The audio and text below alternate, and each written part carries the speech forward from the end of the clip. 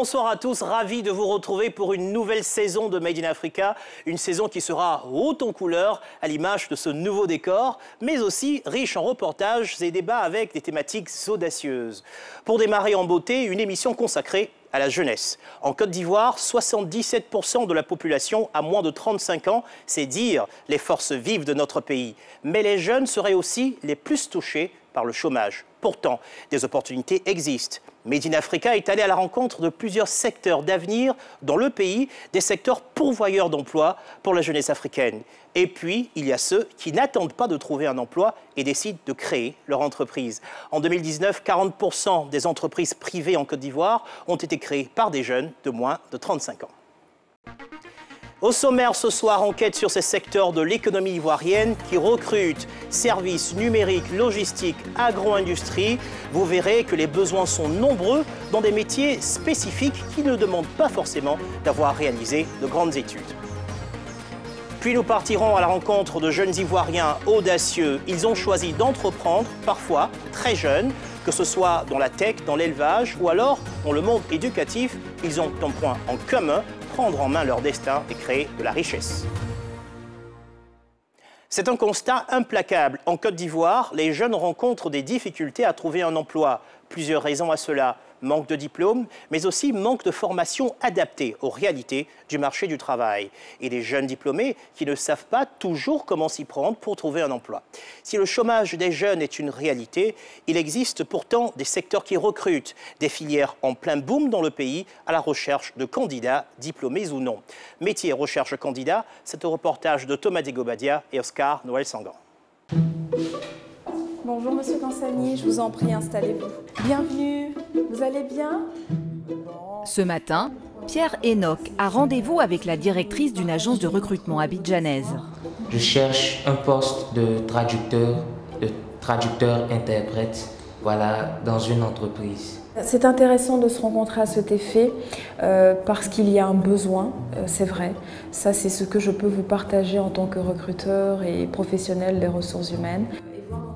Pendant une vingtaine de minutes, Aniela Vekwaku questionne Pierre sur son parcours, ses points forts, et n'hésite pas à lui poser des questions pièges. Est-ce que ce serait OK pour vous si on switch en anglais? Pas de problème. OK. What is let's say, the reality of this job, the translation? Firstly, we have to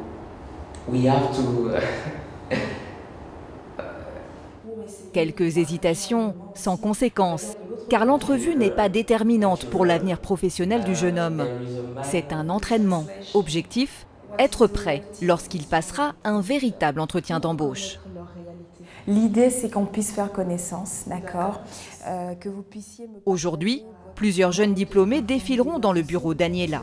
Chacun repartira avec de précieux conseils. La recruteuse a décidé d'organiser ces simulations d'entretien pour leur permettre d'étoffer leur profil et surtout cibler les bons postes. Car à la sortie des études, beaucoup ignorent comment s'y prendre pour trouver un emploi. Il n'y a pas assez d'interrogations sur les bancs d'école, sur les projets, sur les secteurs qui sont porteurs. Il n'y a pas assez de contacts, je pense, avec les entreprises aussi, avec les professionnels du recrutement. Des jeunes qui n'arrivent pas à trouver un travail, une réalité qui touche de nombreux Ivoiriens à la sortie des études. Un phénomène encore plus accentué chez les non-diplômés. Difficile de trouver des chiffres exacts pour quantifier ce chômage des jeunes. Pourtant, la Côte d'Ivoire est un pays en plein chantier, porté par plus de 8% de croissance économique entre 2010 et 2019. De nombreux secteurs se développent. Services, logistique, digital ou encore agro-industrie. Made in Africa est allé à la rencontre des métiers d'avenir et pourvoyeur d'emplois pour la jeunesse ivoirienne.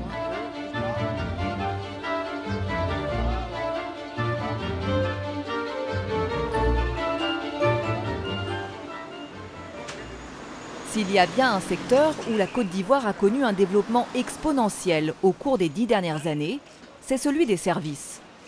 Il représente 50% du PIB national. Banques, assurances ou encore télécommunications sont en plein boom dans le pays. Et qui dit service, dit aussi client. Pour répondre à leurs besoins, de nombreux centres d'appel ont vu le jour, comme celui-ci, à Abidjan. Bonjour, je suis Mariée de l'AME. Dans cet open space, une trentaine de téléopérateurs en plein travail. Moyenne d'âge 26 ans. Toute la journée, ils appellent des clients en Côte d'Ivoire, en France ou en Belgique pour faire des enquêtes de satisfaction et vendre des produits. Le logiciel est compatible avec tous les logiciels médicaux, donc vous n'avez pas besoin de changer. Comme je vous l'ai dit, c'est sans engagement, docteur. Faites d'abord la démo et après, ça sera à vous de voir. Pour travailler ici, pas besoin de diplôme spécifique. Le recrutement se fait dès la terminale. Ici, l'exigence numéro 1, c'est d'avoir une élocution quasi parfaite. Pour embaucher les différents agents que nous avons, le vrai critère, c'est le vocabulaire. C'est l'articulation. C'est chez nous, aujourd'hui, on recherche des profils qui peuvent facilement échanger avec les gens, facilement communiquer avec les gens. Quand le monsieur répond, tu réponds juste calmement. Lorraine Belly, 27 ans, travaille comme téléopératrice depuis 2 ans. Diplômée d'une licence d'économie, elle n'arrivait pas à trouver d'emploi en lien avec son diplôme et a enchaîné pendant longtemps les petits boulots. C'était des jours de petits gombos. Un jour on peut t'appeler, on te paye en même temps, 2 jours on te paye en même temps. Là c'est un vrai travail où je suis salariée, je suis déclarée, donc voilà quoi. C'est dur de trouver un travail dans sa branche, c'est très dur, surtout quand tu viens d'un milieu modeste. Parce que quand tu vas postuler, on te demande d'avoir déjà de l'expérience. Comme Lorraine, ce sont les difficultés à trouver un emploi après les études qui amènent nombre de ces jeunes à pousser les portes du call center. Ici, les salaires vont de 70 000 francs CFA pour un stagiaire à 250 000 francs pour un manager d'équipe. En moyenne, ils restent 10 à 12 mois à leur poste avant de trouver un autre emploi. Pour beaucoup, c'est un tremplin parce que c'est la première fois qu'ils travaillent en entreprise et ça leur permet de pouvoir avoir un métier. Parce qu'aujourd'hui, il faut comprendre que la jeunesse ivoirienne n'a pas forcément de débouché à la fin des études et donc les centres d'appel leur permettent de pouvoir avoir un premier travail et s'insérer dans le monde du travail tout simplement. Bonjour, ça va? Serge Diaye est le directeur du call center. Il en possède un autre à Abidjan et compte bien continuer les recrutements dans les années à venir. C'est un secteur qui recrute aujourd'hui beaucoup parce que beaucoup de PME européennes externalisent leurs services et aussi parce qu'aujourd'hui beaucoup de PME ivoiriennes aussi derrière, sur le plan local, s'intéressent aussi à ces prestations de services. Dans le secteur tertiaire, un autre domaine est de plus en plus à la recherche de jeunes talents, le numérique. Direction Engrais. Dans cette agence de communication digitale, comme tous les lundis matins, c'est réunion pour parler des projets à venir. Parmi eux, la création d'un site internet pour une multinationale implantée depuis peu en Côte d'Ivoire. C'est un nouveau challenge, c'est un nouveau site web qu'on doit concevoir. Donc ça passera par toute la chaîne de production, notamment le wireframe et toute la conception graphique à faire. Théodore Péé a fondé cette agence il y a 4 ans. Il compte une quinzaine d'employés, presque tous âgés de moins de 30 ans. Développeurs, graphistes ou encore community managers. Des métiers du numérique qui attirent de plus en plus de jeunes comme Israël Silué, 21 ans. Le but de mon métier, c'est de rendre l'expérience utilisateur, je pourrais dire attrayant, c'est-à-dire de faciliter les choses en fait. Donc dès qu'un utilisateur vient sur le site, il sait déjà, ah ici ça signe, ici voilà le bouton, en service hôtel, quand tu cliques, voilà ça te ramène vers un hôtel que tu dois réserver. Israël Silué gagne 250 000 francs CFA par mois. S'il veut gagner plus, il devra se former à d'autres métiers du numérique. Car les employeurs recherchent des profils polyvalents. Pour se démarquer, il faut donc jouer sur plusieurs tableaux. Il faut savoir tout faire. Actuellement, je suis web designer, mais je vais me lancer bientôt dans le développement web. Si tu es limité dans tes compétences, si tu ne sais pas toucher à ci ou à ça, ça sera compliqué dans le futur. Vu que ce domaine se développe très facilement et très rapidement, donc si toi tu es focalisé sur une seule chose et la deuxième personne sait faire les deux, bon, toi tu es éliminé du coup. Comme dans la plupart des entreprises du numérique en Côte d'Ivoire, les besoins sont en augmentation. On a beaucoup besoin de développeurs web développeurs mobiles, on a besoin d'UX designers qui maîtrisent vraiment. Voilà, on a besoin de graphistes, on a besoin de community managers. En Côte d'Ivoire, on a besoin de tous les profils des métiers du numérique pour pouvoir répondre aux besoins de la clientèle. Vu que toutes les entreprises aujourd'hui sont en train de se digitaliser. Ces jeunes, Théodore Péé les recrute parfois directement dans les écoles qui forment au métier du digital. Il y donne régulièrement des cours. Bonjour les amis, j'espère que vous allez très bien. Aujourd'hui, nous parlerons du SEO. On va aborder également des questions sur le community management. But de ces ateliers, repérer les pépites qui demain l'aideront à faire croître sa start-up, mais aussi préparer les étudiants aux réalités du marché du travail en mettant l'accent sur la pratique. Les étudiants sont bien formés théoriquement parlant, mais ne sont pas prêts à affronter les réalités pratiques, les besoins pratiques du monde de l'emploi. Nous faisons tout pour pouvoir permettre aux étudiants, en matière d'employabilité, d'être vraiment prêts. Le manque de formation adaptée aux réalités du terrain, un problème récurrent pour les recruteurs. Alors certains groupes ont décidé de créer leur propre école pour satisfaire leurs besoins en main-d'œuvre. C'est le cas dans le secteur très dynamique de la logistique.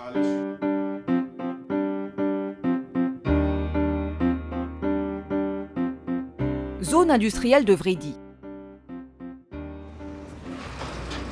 Ce matin, Barakissa Timité débute un stage de cariste dans ce centre de formation. Il s'agit des chariots 4 tonnes jusqu'à 6 tonnes.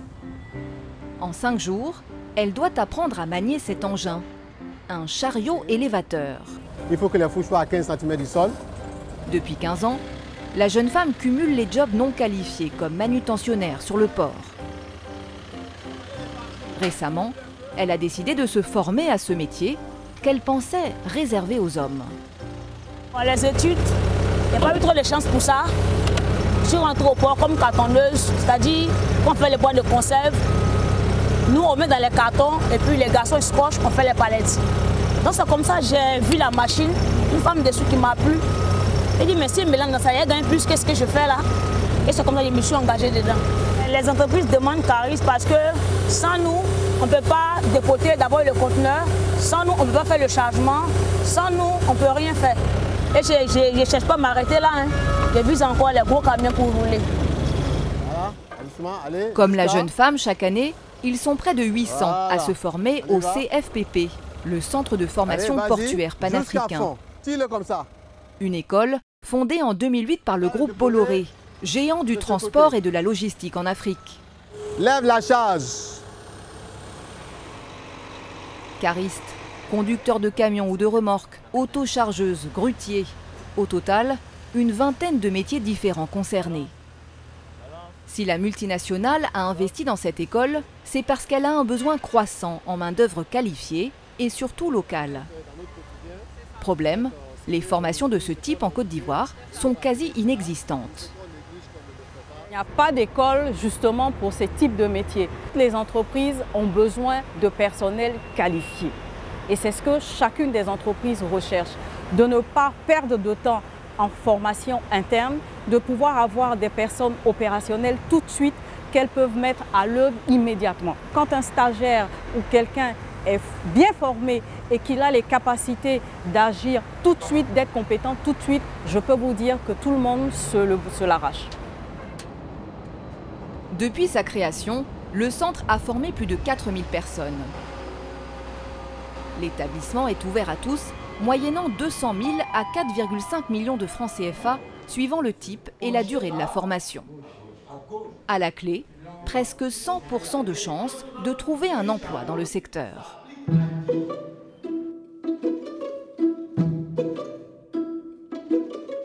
À quelques centaines de mètres de là, le terminal d'Abidjan. Chaque jour, des milliers de containers sont chargés et déchargés sur le quai. C'est le travail de Maria Blé, 27 ans, ancienne élève de l'école. Tous les matins, elle monte dans sa cabine, suspendue à près de 20 mètres du sol. Plan 62, tu peux avancer. Il y a 2 ans, après sa formation, cette ancienne électricienne a directement été embauchée à Abidjan Terminal, filiale du groupe Bolloré, en tant qu'opératrice de portique RTG. À ce poste, elle peut espérer gagner entre 300 et 800 000 francs CFA par mois, suivant son expérience. Le RTG, c'est un métier d'avenir parce que l'État ivoirien qui est en train de faire un 2e port, donc je pense que ça va motiver, on aura encore besoin de plus de personnes pour pouvoir piloter ces engins-là. Donc je conseille à tout jeune qui veut se lancer dans ce domaine-là de ne même pas hésiter, de prendre le courage à 2 mains et puis de foncer un peu dans l'État. La logistique, un secteur qui offre des perspectives d'emploi, tout comme la construction.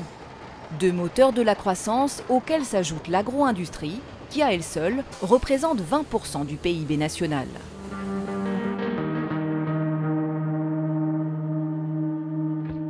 Dimbokro, à 3 heures de route d'Abidjan. Dans cette usine, appartenant à une multinationale de l'agroalimentaire, on produit des centaines de kilos de noix de cajou chaque jour. Les noix sont triées par ces femmes issues des villages de la région, puis passent au contrôle qualité. On prendra l'échantillon. Pendant l'analyse, tu fais attention aux dirty, aux pierres. Cette entreprise, qui emploie 600 personnes, est constamment à la recherche de main-d'œuvre, qualifiée comme non qualifiée. Un dynamisme à l'image de tout le secteur agro-industriel en Côte d'Ivoire. Coton, café, cacao, mais aussi EVA, où les entreprises cherchent près de 60 000 seigneurs pour récolter le précieux liquide blanc. Des besoins qui devraient continuer à augmenter dans les années à venir, d'autant plus que la transformation des matières premières est amenée à se développer localement. Aujourd'hui en Côte d'Ivoire, la demande est un peu plus forte au niveau de l'agro-industriel, vu l'expansion des activités agro-industrielles, vu les nouvelles usines qui s'implémentent et vu, on va dire, la dynamique de croissance du secteur de l'anacarde en particulier. On a besoin, on va dire, de techniciens, donc des techniciens pour les activités de production, pour les activités de maintenance et pour les activités de qualité, de contrôle qualité dans les usines. Services, logistique, agro-industrie, de grands pans de l'économie qui se développent en Côte d'Ivoire et offrent des opportunités à la jeunesse. Des jeunes Ivoiriens qui restent encore confrontés au chômage et à la précarité.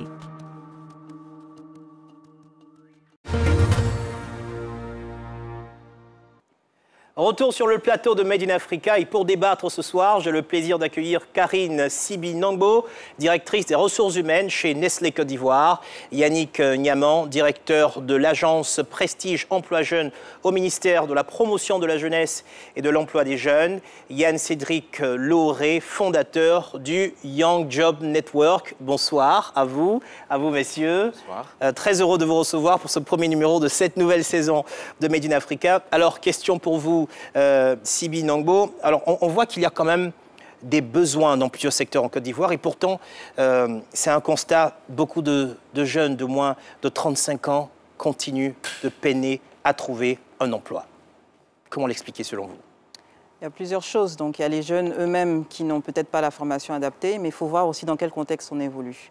En Afrique subsaharienne, on a quand même 1 habitant sur 2 qui a moins de 25 ans. Donc ça veut dire que c'est un grand défi en termes de l'emploi des jeunes, mais c'est aussi une opportunité. Donc il n'y a pas suffisamment d'emplois, il n'y a pas suffisamment d'emplois décents. Donc ça, c'est important aussi de le noter. Et on sait que chaque année, il y a 40 millions de jeunes qui intègrent le marché du travail. C'est un défi. C'est un défi. C'est un défi. Alors, elle parle d'un véritable défi, 40 millions de jeunes. Est-ce que vous confirmez que pour vous également, c'est un défi, la question de l'emploi? C'est un défi, évidemment.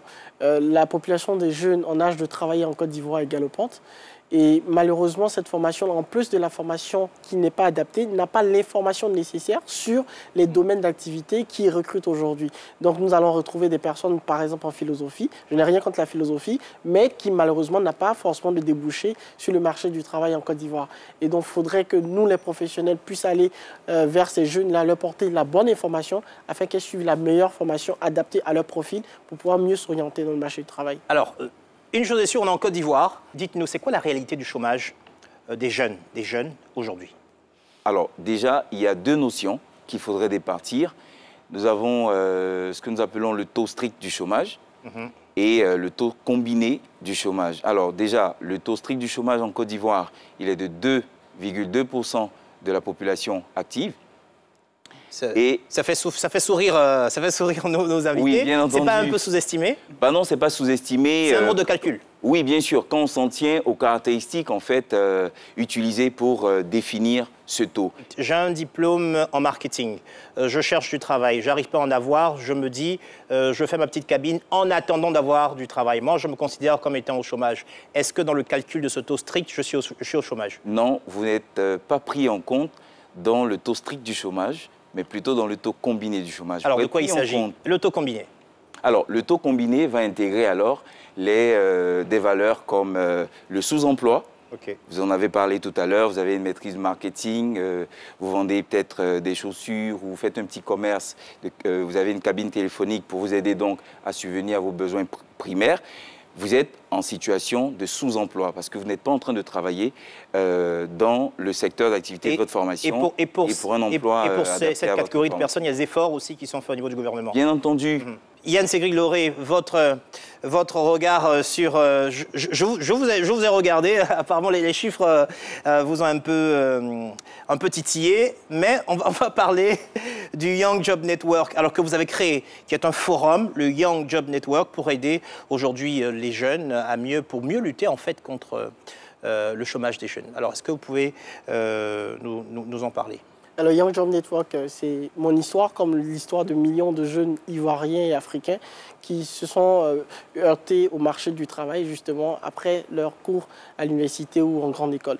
Et donc, le Young Job Network est une organisation à but non lucratif, je précise, qui est aujourd'hui disponible présente dans 9 pays du monde et qui unit les jeunes, qui les forment. Donc, nous recrutons ces jeunes-là, nous les formons et nous insérons ces jeunes-là.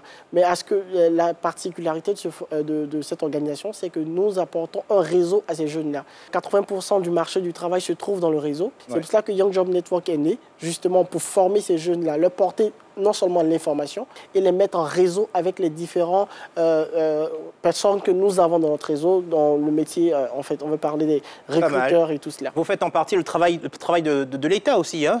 Alors, on ne fait pas le travail de l'État, on aide l'État plutôt à accomplir son devoir. Très bien. Question pour vous, aujourd'hui, quand vous regardez, quels sont, selon vous, les secteurs aujourd'hui qui recrutent?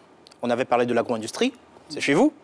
Voilà. Est-ce que vous pensez qu'il y a d'autres secteurs que vous voyez, puisque vous avez une perspective en ce qui concerne le recrutement, qui recruterait et vers lesquels les jeunes devraient pouvoir s'orienter? Aujourd'hui, on recrute un peu partout. Il y a des postes qu'on appelle des postes support. Donc, on aura toujours besoin de personnes en ressources humaines, on aura toujours besoin de personnes en logistique, etc. Mais il y a des métiers, effectivement, on a vu, qui sont peut-être un peu méconnus et pour lesquels les gens ne font pas attention et ne cherchent pas à se former dans ce domaine, alors que ce serait porteur pour après. Vous avez des nouveaux métiers en tête, en particulier? Nouveaux métiers. Bon, aujourd'hui, ils ont parlé de community manager. Vraiment, tout ce qui est dans le digital, c'est vraiment tout ce qui est dans le digital. Quelqu'un a parlé tout à l'heure de multicompétences. Est-ce que vous rendez compte dans votre travail que c'est utile? Oui, on cherche des personnes qui sont polyvalentes. Et ça, c'est vraiment un conseil que je donnerais aux jeunes. Soyez polyvalents. Soyez polyvalents, voilà. Alors, oui. Il n'y a pas le choix. Aujourd'hui, nous sommes dans un monde compétitif, un monde où on se fait broyer si on n'est pas compétent, un monde où l'entreprise a besoin de payer peu pour beaucoup plus de compétences. Donc, si moi, je renie à moi seul 3-5 compétences et que mon voisin renie une seule compétence, l'entreprise préférera me donner 250 000 francs au lieu de donner 250 000 francs à 2 personnes. Donc, vous confirmez que c'est des choses que vous dites dans vos formations lorsque vous êtes en rapport avec les jeunes, il faut développer plusieurs compétences. Nous disons aux jeunes, il n'y a pas de spécialité. Aujourd'hui, vous devez être à mesure de pouvoir réagir dans n'importe quel domaine d'activité, dans le secteur d'activité dans lequel vous êtes. Est-ce que vous constatez concrètement des carences, mais concrètement chez les jeunes qui arrivent en général sur le marché de l'emploi, et ces carences se situent à quel niveau? On a parlé de formation inadéquate. Les jeunes, pour beaucoup, ont peut-être évolué rapidement au sein de leurs études, mais n'ont pas appris donc certaines compétences comportementales. Donc, on a des CV... Comportementales. Comportementales. Notez-le, comportementales. On reçoit des CV où il y a beaucoup de fautes d'orthographe. De nos jours, on va sur l'ordinateur, on utilise Word, on peut éviter ces éléments-là. Il y a beaucoup de jeunes, donc beaucoup de CV. Donc, en termes de tri, pour nous qui sommes des recruteurs, on regarde ces éléments-là. Il n'y a pas forcément de créativité. Les jeunes doivent apprendre à se vendre. Alors, les formations que vous donnez, que ce soit vous, que ce soit l'agence, est-ce qu'elles sont pratiques, justement, parce que quand on écoute, on se rend compte que le diplôme ne suffit pas, qu'il faut des éléments qui soient plus concrets, plus pratiques. Est-ce que vous leur mettez le pied à l'étrier? La théorie, nous pensons qu'elle a eu ses limites aujourd'hui et que les jeunes doivent être aptes à la sortie de l'école à pouvoir être compétents et opérationnels sur le marché du travail. Parce que, comme je le dis tout de suite, l'entreprise a besoin de personnes qui vont le faire gagner de l'argent tout de suite. Alors, petite question pour vous. Vous êtes au niveau de l'agence Prestige, vous êtes en rapport avec les entreprises. Aujourd'hui, quel est le secteur ou les 2-3 secteurs leaders qui demandent le plus de main-d'œuvre? Alors, premièrement, je citerai le secteur des BTP, donc des bâtiments et travaux publics, qui ira en s'accroissant, donc je dirais en termes de besoins. Nous avons donc de très très bonnes perspectives dans le secteur des BTP pour l'année 2021, dès le mois de janvier. Il y a de très très nombreux recrutements qui se feront dans ce secteur. Ensuite, vous avez le secteur donc des services. Vous l'avez dit tout à l'heure dans votre reportage, également qui est très très demandeur. Et puis, je citerai également le secteur de la grande distribution. Voilà, la grande distribution qui sollicite également pour beaucoup de compétences jeunes à former ou à embaucher. Vous avez dit beaucoup, 3 fois. Donc, alors, il y a du travail, chers amis, il y a du travail. Alors, je vais poser la question maintenant à vous du secteur privé. Est-ce que vous y croyez quand vous regardez? Parce que je sais aussi que vous parlez beaucoup, vous faites des conférences, vous faites de l'empowerment également des jeunes. Alors, est-ce que vous voyez qu'il y a des perspectives aujourd'hui pour qu'on puisse rêver un plein emploi dans les années à venir? Je dirais oui, mais pour cela, il faudrait vraiment une action concertée entre donc, le public, le privé, mais aussi au niveau académique. Parce que si la base n'est pas là, on ne peut rien faire. Action concertée. Vous restez avec moi. J'ai un deuxième reportage à vous proposer. Alors, on l'a vu, le chômage des jeunes n'est pas une fatalité. Il existe de nombreux secteurs qui recrutent et qui devraient continuer à recruter dans les années à venir. Certains jeunes ne surfent pas sur les sites de recherche d'emploi et pour cause, ils préfèrent créer leur entreprise. Nous sommes allés à la rencontre de 3 d'entre eux. Ben, 25 ans, s'est lancé dans la fabrication de drones et robots. Benaziz Konaté, grâce à son entreprise d'élevage et de vente de poulets, est devenu multimillionnaire à 19 ans. Et Chonté Siloué, entrepreneur social, ambitionne d'éduquer les enfants par les livres. Tous ont une ambition, réussir pour inspirer les générations futures. Entrepreneur avant 30 ans, c'est un reportage de Marc Louot, Ghislaine Mendonça et Niki Kwame. À 200 km d'Abidjan, Yamoussoukro. Nous sommes dans l'un des établissements les plus prestigieux de Côte d'Ivoire, l'Institut national polytechnique Félix Houphouët-Boigny, l'INPHB. Certains des plus grands chefs d'entreprise du pays étudient ici. Il suffit de passer une porte pour découvrir la créativité des étudiants. Dès qu'on passe cette porte, en fait, donc voilà, là on a un premier projet qui est le tunnel désinfectant que nous avons réalisé avec les étudiants. Donc comme vous le constatez, automatiquement quand vous passez, vous vous désinfectez. Un portique de désinfection créé dans le cadre de la pandémie du Covid-19. Mais ce n'est pas tout. On essaie de continuer de travailler sur les différents modules. Dans cette petite fabrique à génie, l'enseignant supervise des projets un peu fous. Comme ce robot capable de réaliser des campagnes de sensibilisation. Pas encore au point. Même s'ils sont encore débutants, l'enseignant rêve grand pour ses étudiants. L'objectif, c'est de créer une Silicon Valley, notre Silicon Valley. Je pense que nous avons en Afrique et particulièrement en Côte d'Ivoire des étudiants, des jeunes qui sont passionnés et qui aiment travailler. Et je pense qu'ils ont besoin d'un cadre. Et la première chose que nous voulons faire, c'est de trouver un cadre, c'est de créer le cadre pour que ces étudiants-là puissent travailler. Nous voulons donner aux étudiants aujourd'hui la possibilité de croire en eux et d'être capables, eux aussi, de créer leurs entreprises. 40% des étudiants de l'INPHB montent leur propre start-up en parallèle des cours sur les bancs de l'établissement. Jeunes et entrepreneurs, deux mots loin d'être incompatibles en Côte d'Ivoire. Pour comprendre, nous avons choisi de vous raconter l'histoire de trois d'entre eux. Ben Doumbouya, le geek, Ben Aziz Konaté, l'homme d'affaires, et Tchonté Silué, l'entrepreneur social.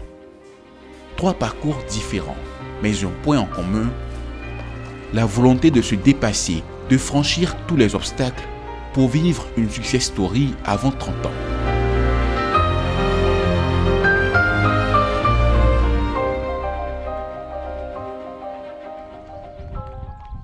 Retour à l'INPHB. C'est ici qu'a été formé Ben Doumbouya, tout juste 23 ans. Diplômé de l'INPHB en 2017, ce jeune Ivoirien au calme olympien revient régulièrement ici non plus pour suivre des cours, mais pour développer sa start-up. Ouais, salut les gars. C'est comment? Voici les membres de la start-up, des camarades diplômés de l'INPHB. Moyenne d'âge de l'équipe, 20 ans. Est-ce que les électrovannes, là, vous avez pu tester ça? Bon, passe-moi la fiche là, je vais tester. La fiche là-bas. Non, t'inquiète, c'est l'armement. Quand tu vas envoyer le gaz, il va monter. Respirateur. Steve Jobs avait son garage. Ces jeunes ont, quant à eux, cette salle prêtée par l'INPHB. Ils ont la même ambition que le génial inventeur et entrepreneur américain. Changer le monde. Aujourd'hui, ils travaillent sur leur projet phare, un respirateur artificiel. Nous avons fait une vraie innovation avec nos respirateurs, c'est que nos respirateurs peuvent servir pour plusieurs patients à la fois. Il faut dégonfler l'embu, vas-y. Bon, ok. Il s'agit là d'un prototype en phase de création, pas encore testé. Mais le rêve du jeune entrepreneur est de le produire à grande échelle pour le vendre à des hôpitaux. Pour le premier prototype, on a déjà commencé les tests avec les seringues. Actuellement, ça fonctionne comme on le voulait. Ce n'est pas le seul projet surprenant de la start-up. Comment ça va? L'homme à l'arachnidé.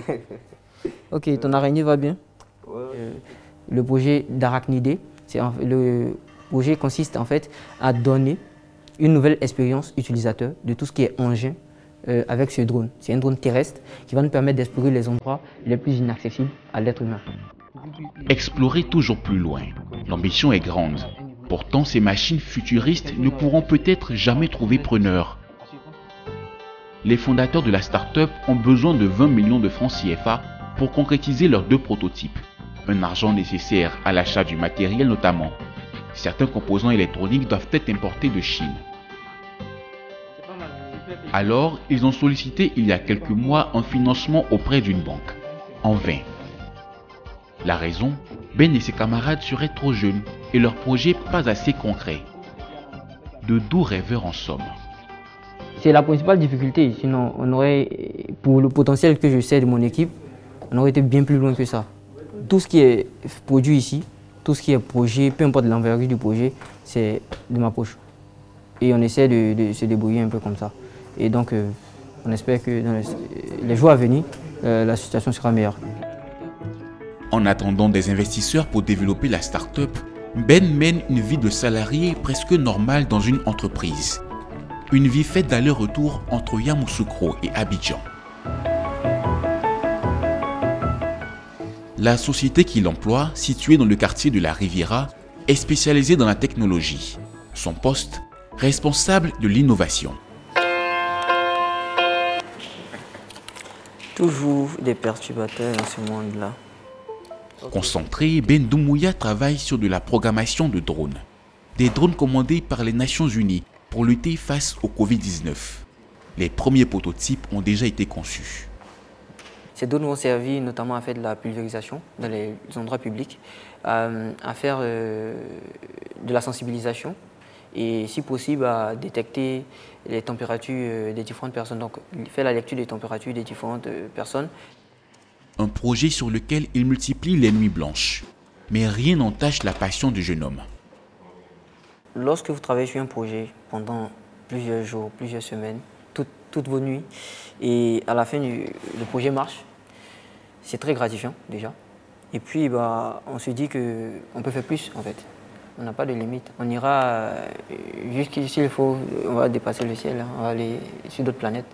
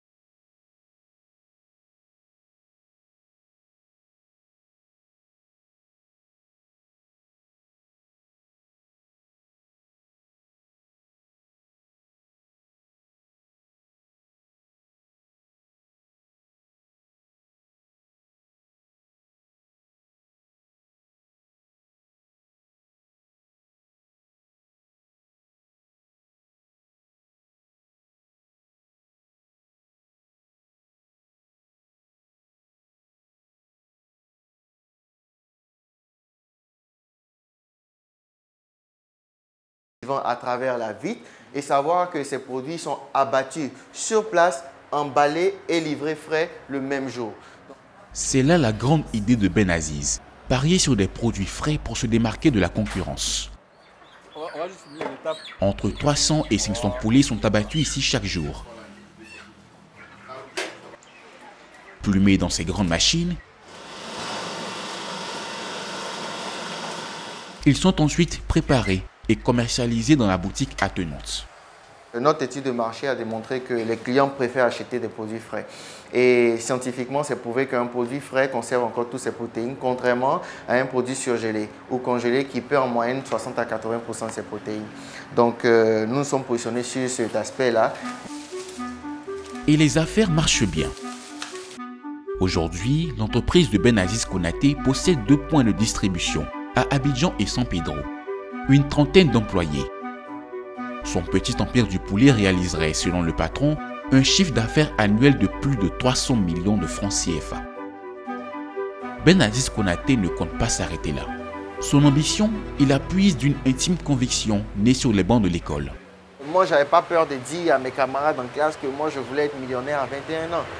D'accord? Et ce n'est pas être orgueilleux ou prétentieux, mais c'est plutôt rêver grand. J'ai été millionnaire à 19 ans et j'ai changé de vision. Je veux être milliardaire à 30 ans. Et quand c'est comme ça, ça permet de nous, les jeunes Africains aujourd'hui, on a peur. On a peur de ces chiffres-là. On voit des Américains qui parlent en millions de dollars. Mais pourquoi est-ce que nous, on a peur d'atteindre ces chiffres-là? C'est possible d'atteindre ces chiffres-là. Et quand on va atteindre ces chiffres-là, ça sera un impact énorme. Ben Aziz Konaté veut être un modèle de réussite pour d'autres jeunes Africains. Mais avant d'atteindre le succès, il lui a fallu surmonter de nombreux défis, parmi lesquels le financement. Malgré sa fougue et sa vision, aucun investisseur n'a accepté de l'accompagner à ses débuts. Les gens ne vous aident que lorsqu'on voit ce que vous êtes capable de faire. Donc, on doit être capable de faire des merveilles avec le peu qu'on a. On doit être capable de faire des sacrifices. Je ne me souviens même pas le nombre de fois où j'ai vendu mon téléphone pour mettre dans le business, après acheter nos téléphones. Quand j'ai besoin d'argent, je le vends. Donc, c'est différent. Je sors de la maison de mon père, je vais aller faire l'aide maçon sur des chantiers pour économiser 2000 francs par jour. Parce que j'ai une vision, j'ai un rêve. Et il est important pour nous de pouvoir démarrer avec ce qu'on a. Du bon sens et de la volonté. Tel est le cocktail gagnant de Ben Aziz Konaté. Dans son bureau, le jeune patron collectionne les trophées. La suite, c'est l'ouverture d'ici quelques mois à Songon d'une ferme de 1300 m² capable d'accueillir 5000 poulets. Il compte aussi se lancer dans la restauration. Objectif, atteindre le milliard de francs CFA. Ok, je pense qu'au niveau du prix, ça peut aller. Mais réussir, gagner de l'argent, n'est pas l'unique ambition des jeunes entrepreneurs ivoiriens. Certains d'entre eux travaillent à améliorer la vie de leur communauté. C'est le cas de Chonté Silui, 26 ans. Retourne-toi d'abord. Merci beaucoup. Donc en fait, on va prendre ces livres-là. Je sais qu'on les a lus. Il y a 3 ans, alors qu'elle n'a que 22 ans, Chonté décide d'ouvrir une bibliothèque destinée aux enfants de son quartier, Yopougon. Des enfants qui n'avaient jusqu'alors jamais mis les pieds dans un tel lieu de culture. Yopougon quand même est attaché à beaucoup de stéréotypes. On dit, quand on pense à Yopougon, on pense au maquis, aux brouteurs, à la délinquance, tout ça. Et moi, je me suis dit, si je dois ouvrir un tel centre, il faut que je l'ouvre dans ma communauté. Ici, c'est chez moi, donc c'était normal pour moi de commencer ici. L'objectif, c'est d'ouvrir un peu partout en Côte d'Ivoire, mais il fallait que je commence chez moi. Yopougon, un retour aux sources après un parcours brillant à l'international. À 22 ans, Chonté obtient un master en entrepreneuriat social à l'Université de San Francisco, aux États-Unis. Elle rentre ensuite au pays et devient professeure au sein d'une prestigieuse université. Son salaire, elle décide de l'utiliser pour rénover ses bâtiments et construire une bibliothèque. 2 fois par semaine, cet atelier de lecture. Elle le laisse sur place, sachant qu'il va se décomposer et se mélanger à la terre. Est-ce que quelqu'un peut faire un résumé? Madame. Uriel. Cette histoire parle d'une femme qui veut empêcher le chassé plastique de polluer sa région. Pour ces enfants scolarisés dans des classes très nombreuses, ces ateliers représentent des bouffées d'oxygène. une chance d'accéder à la culture et d'améliorer leur vocabulaire. Isaac tout se précipite à l'intérieur et grand-mère lui sert du riz au poisson. Et si avant il savait pas lire trop, maintenant j'apprends un nouveau mot que lire.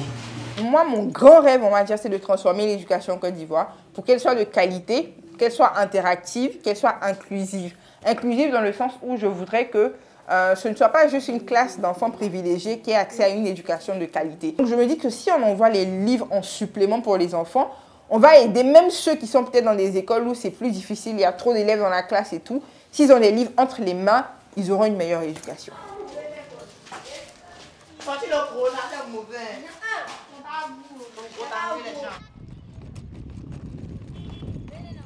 Lorsqu'elle n'est pas dans sa bibliothèque, Chonté sillonne les rues de son quartier. Dans sa valise, son arme préférée, les livres.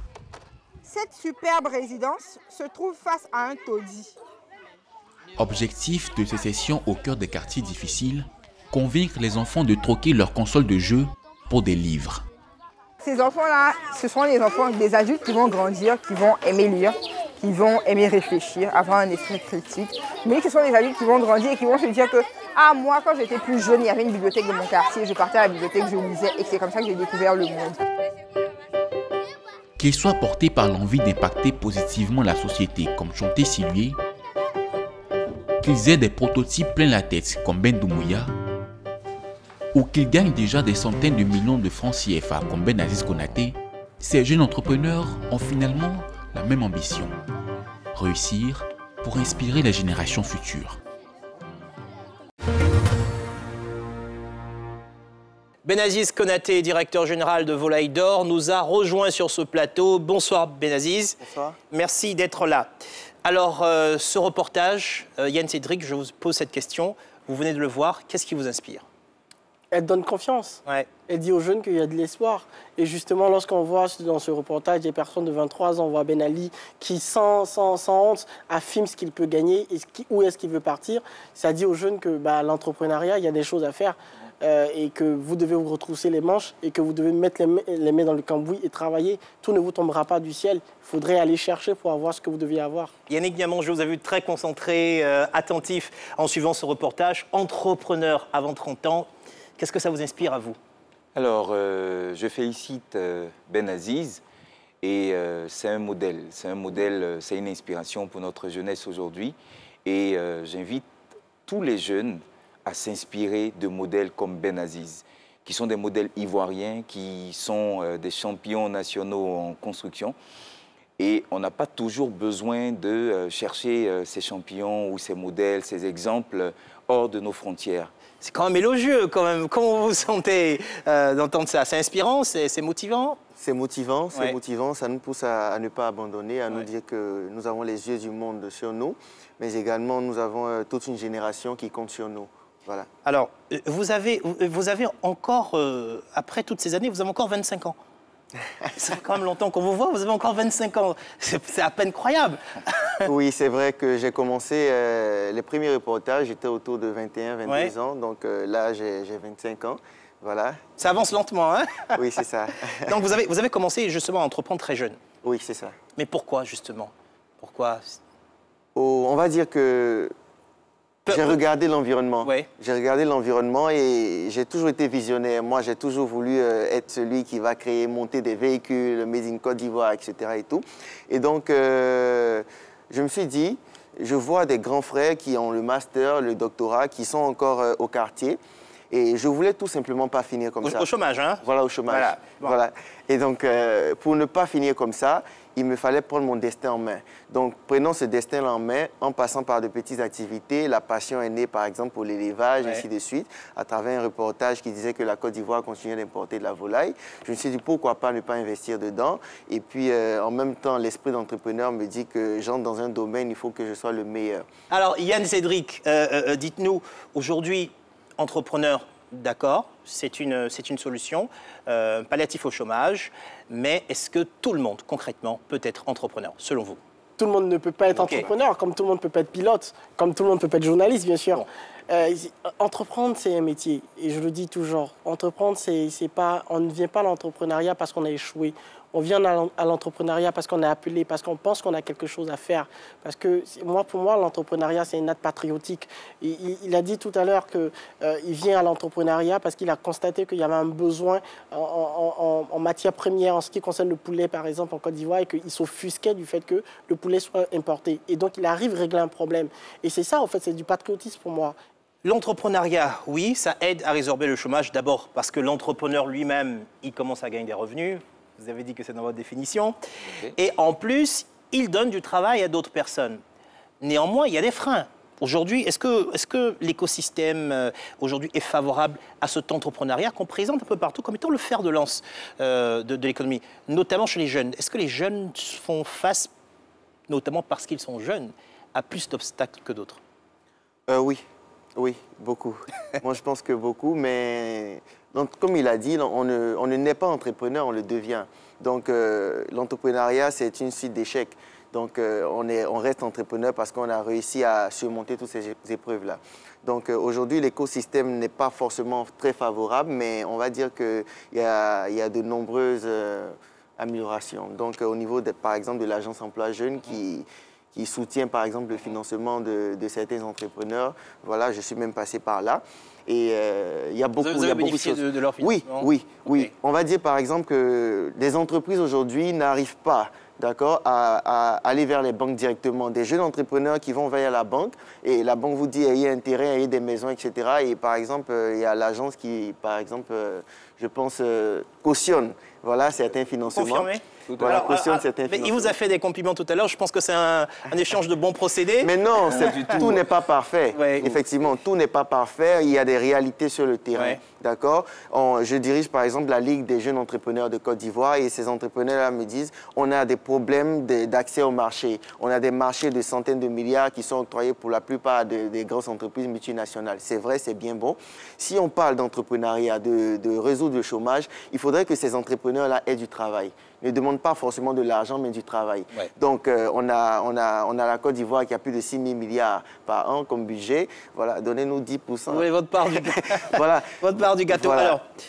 Alors, on comprend qu'il faut que l'État soutienne davantage et en facilitant l'accès au marché, ne serait-ce que le marché public. On est d'accord? Oui, bien sûr. Alors, on l'a vu dans le reportage, ce jeune inventeur, Ben Doumouya, il a besoin de 20 millions, c'est-à-dire 10 plus 10 de francs CFA pour développer son invention.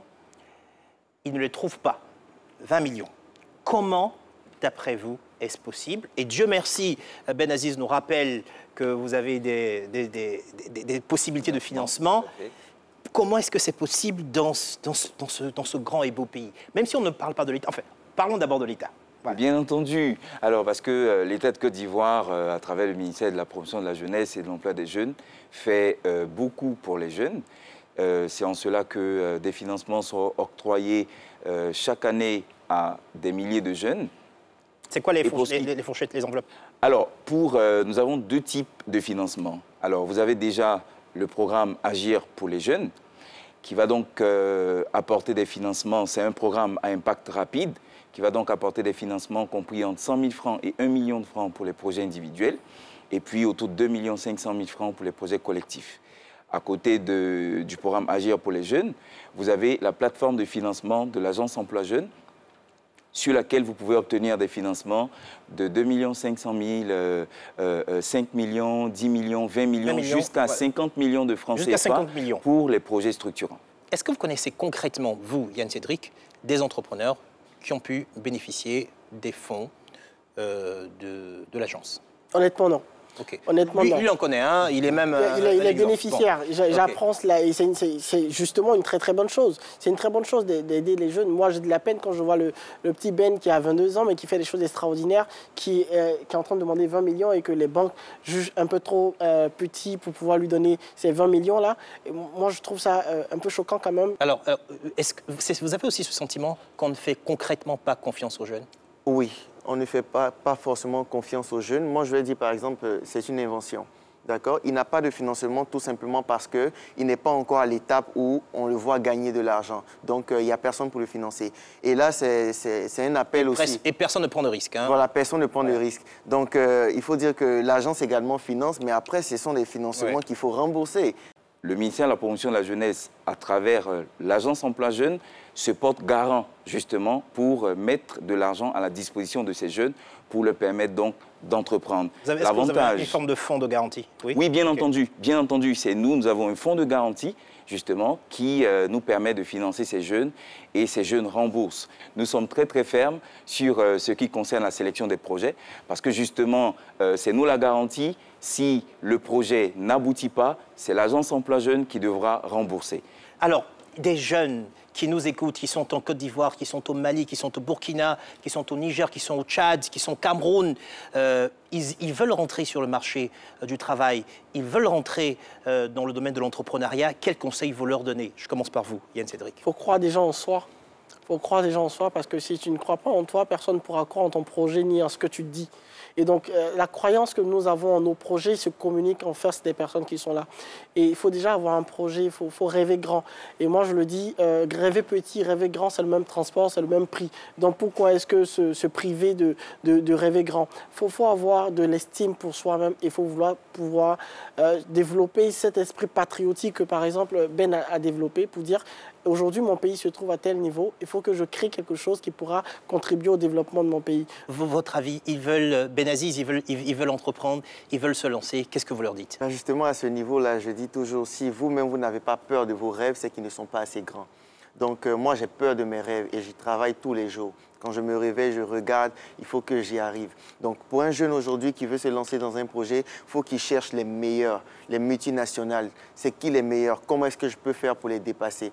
Donc, c'est comme ça qu'on crée de la valeur. Et puis après, un entrepreneur, ce n'est pas quelqu'un qui a froid aux yeux. Un entrepreneur, c'est quelqu'un qui veut changer le monde. C'est un rêveur. Il faut rêver très, très, très grand. Je vais conclure cette émission avec une phrase de Benaziz Konaté, toujours pour l'encourager. Et je cite, mesdames et messieurs, on doit être capable de faire des merveilles avec le peu qu'on a. Merci à chacun d'entre vous d'avoir été avec moi sur ce plateau. Merci à vous aussi de l'avoir suivi, d'avoir suivi cette émission. Vous pouvez retrouver cette émission sur notre site internet, c'est www.rti.ci ou sur l'application RT Mobile. Vous pouvez aussi suivre nos activités sur les réseaux sociaux, Made in Africa pour Facebook et Made in Africa TV pour Instagram et Twitter. Merci à tous ceux qui m'ont aidé à préparer cette émission.